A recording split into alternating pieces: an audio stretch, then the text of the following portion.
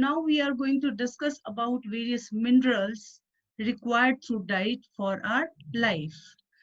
A mineral is, broadly speaking, a solid chemical compound that occurs naturally in pure form. Why it is so essential for our life? They have different roles to play in our body for growth and maintenance.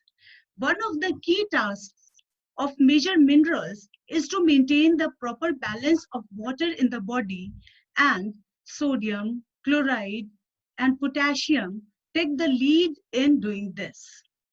Three other major minerals, for example, calcium, phosphorus, and magnesium, are important for healthy bones, and iron for hemoglobin and myoglobin in blood and muscle cells. Overall, we should be conscious enough to have a healthy, balanced diet which will provide all the essential minerals our body needs to work properly. Basically, the term mineral refers to elements other than carbon, hydrogen, oxygen, and nitrogen, which must be present in our daily diet. And no universally accepted definition of minerals have been proposed till now. For non-mineral elements, that is carbon, hydrogen, oxygen, and nitrogen, are basically present in organic molecules and water, which constitute about 99% of the total number of atoms in living systems. These minerals are constituents which remain as ash after full combustion of plants and animal tissues. Although mineral elements are present in relatively low concentrations in foods, they play key functional roles in our life. Mineral supply totally doesn't only depend on intake through diet, but it primarily depends on their bioavailability, which is basically dependent on composition of the daily diet. Because different food constituents, for example, amino acids, proteins, peptides, sugars, polysaccharides, phytin, lignin, and organic acids bind minerals, and it may enhance or inhibit their absorption. Mineral content of the food also affect their texture as well as flavor, and it may activate or inhibit enzyme catalyzed and other reactions. Minerals are broadly divided into three classes, namely main elements, trace elements, and ultra trace elements.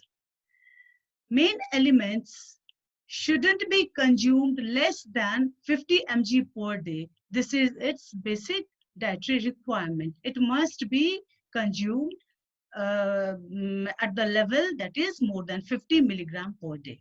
It includes sodium, potassium, calcium, magnesium, chloride, phosphorus, and sulfur.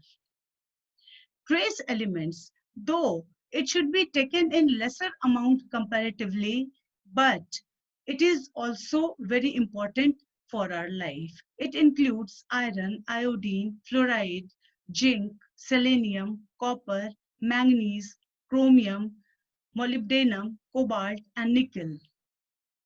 Now comes ultra trace elements.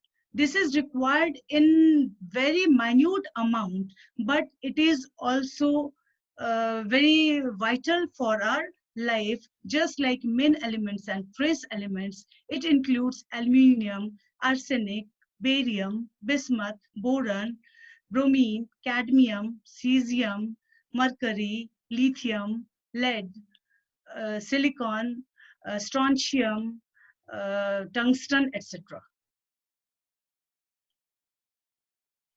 These minerals have very important nutritional as well as physiological functions in our body.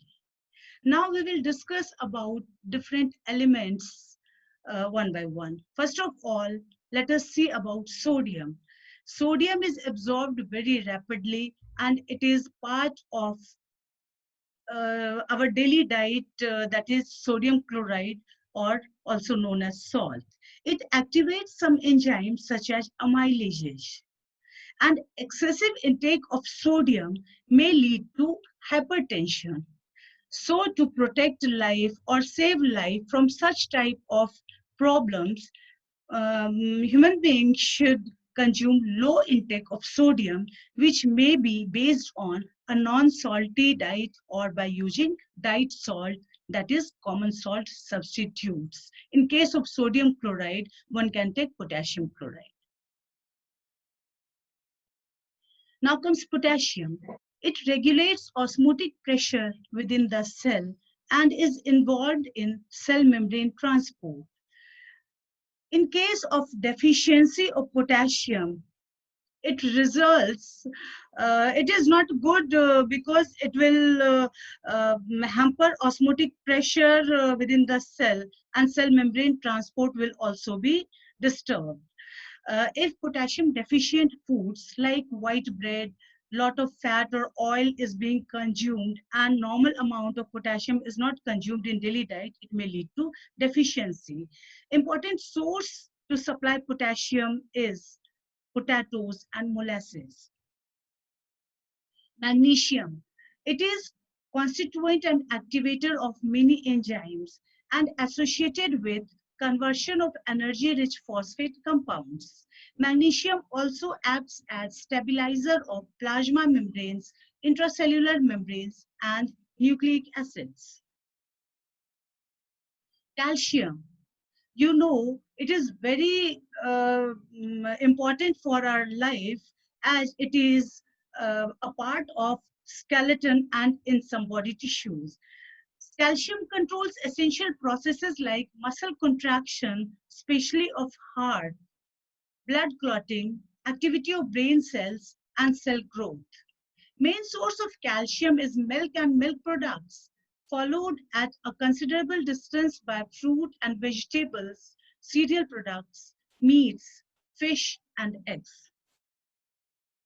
Chloride serves as a counter ion for sodium in extracellular fluid and for hydrogen ions in gastric juice.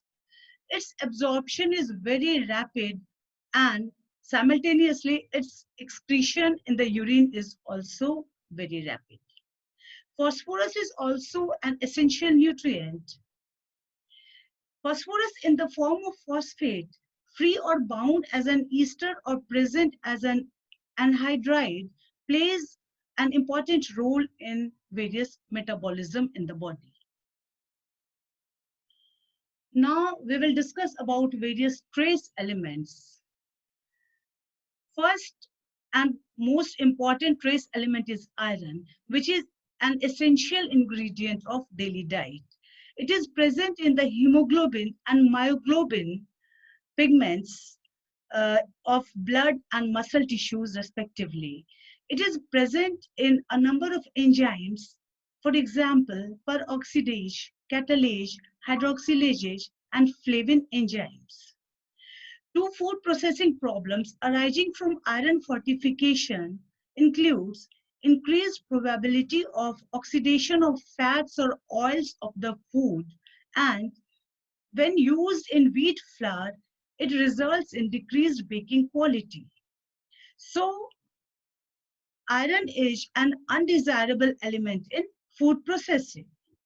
Iron catalyzes the oxidation of fat or oil. It also increases turbidity of wine and supports the growth of iron requiring bacteria, which is harmful for health. Copper is a component of a number of oxidoreductase enzymes, for example, amine oxidase, cytochrome oxidase, uricase, tyrosinase, superoxide dismutase. Copper is even less desirable than iron during food processing and storage, since it catalyzes many unwanted reactions. Copper ions are taste bearing, and the threshold value uh, is between 2.4 to 3.8 mg per liter, which was determined with aqueous solutions of copper sulfate or copper chloride. Threshold value means it can be tolerated to that level in daily diet without any harmful effect.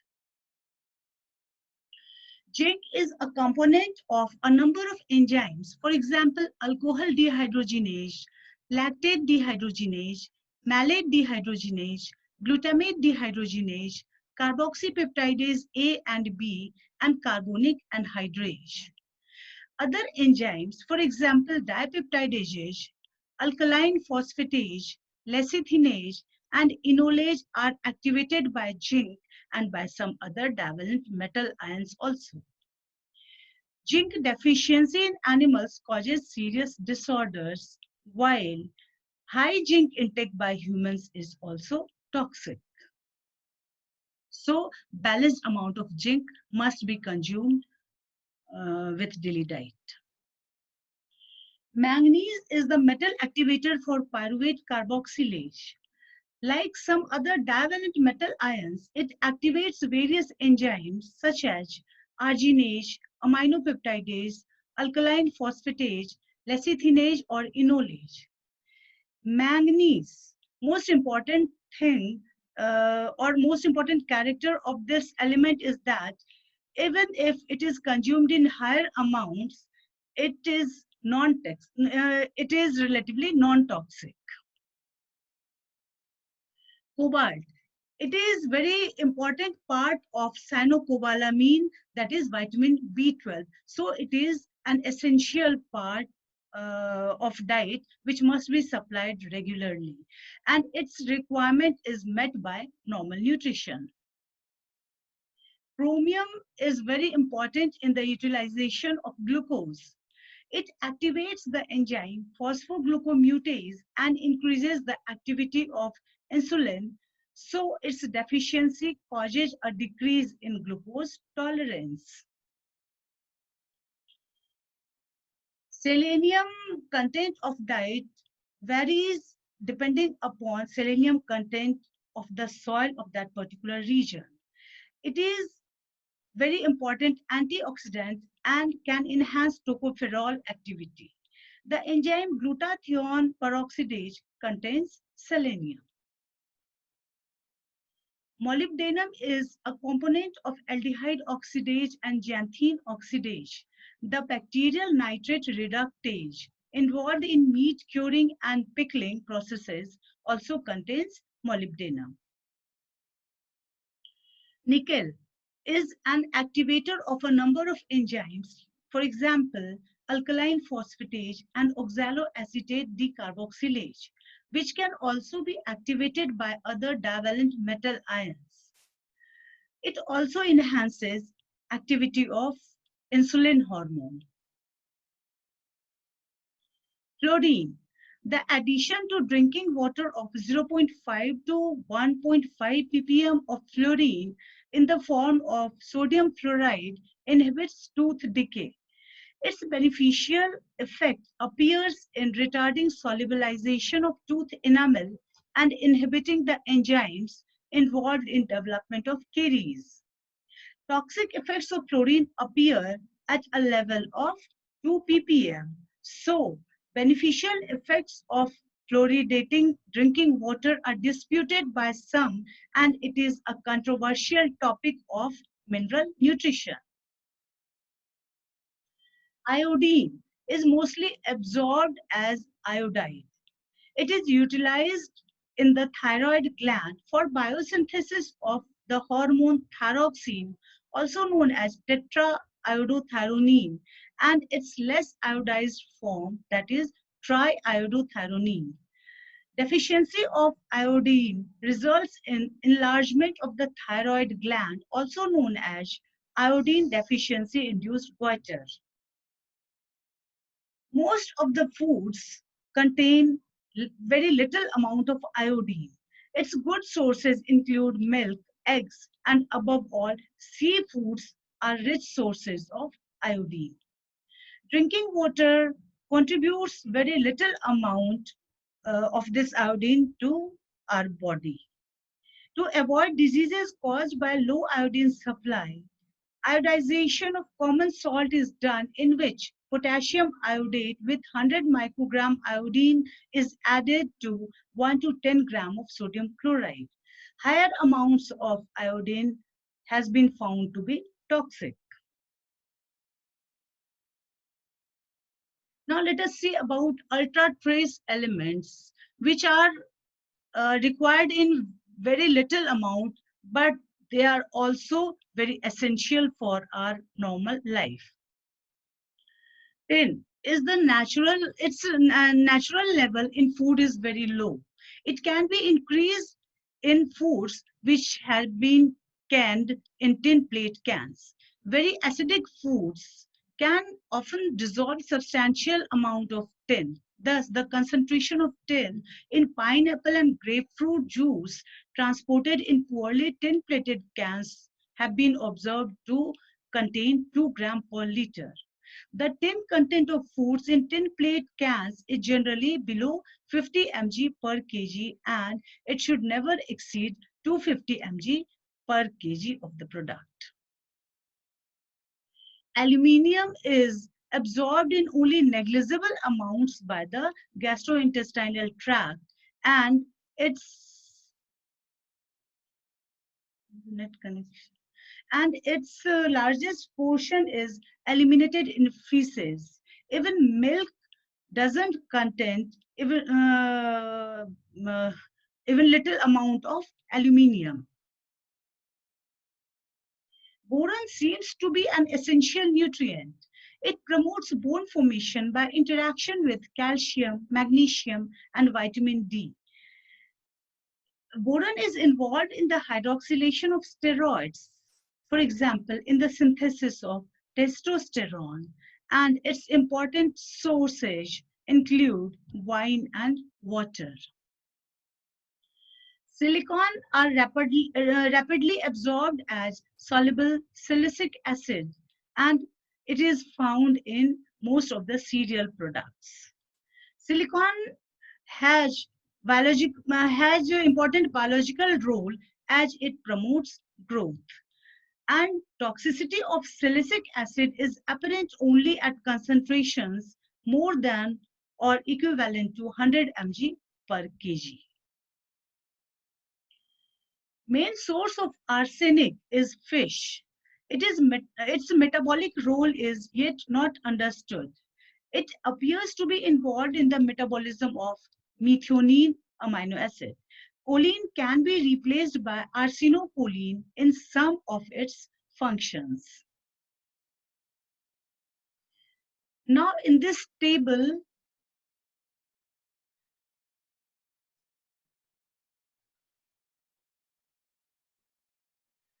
now in this table, we can see mineral content of different food products.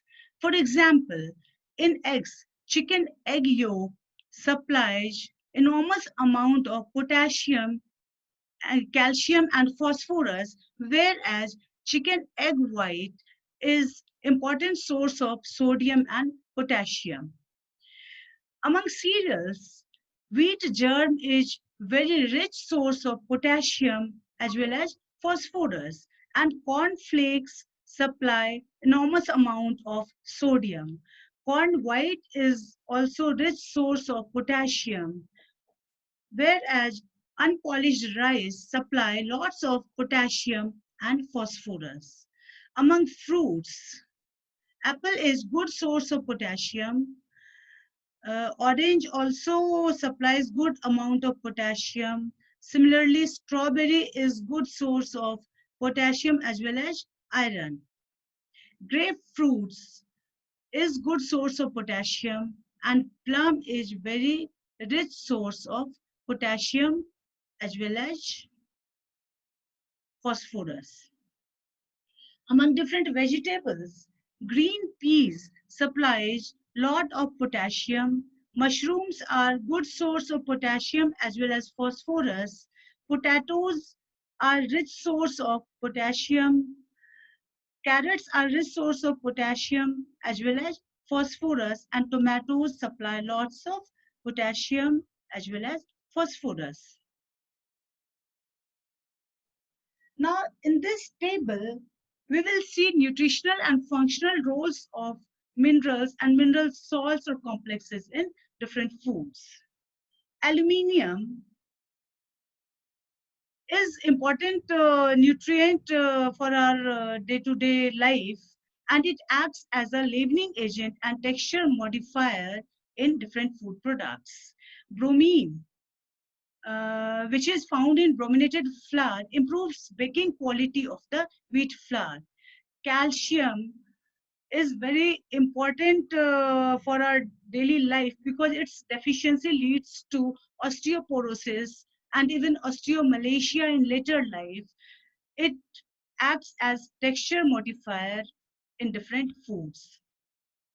Copper plays important role as catalyst in lipid peroxidation and ascorbic acid oxidation.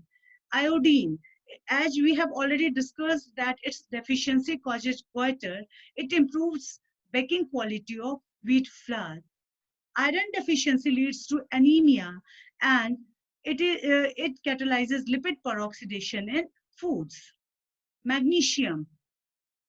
Removal of magnesium from chlorophyll changes color from green to brownish, as it is very important part of the chlorophyll of green leaves.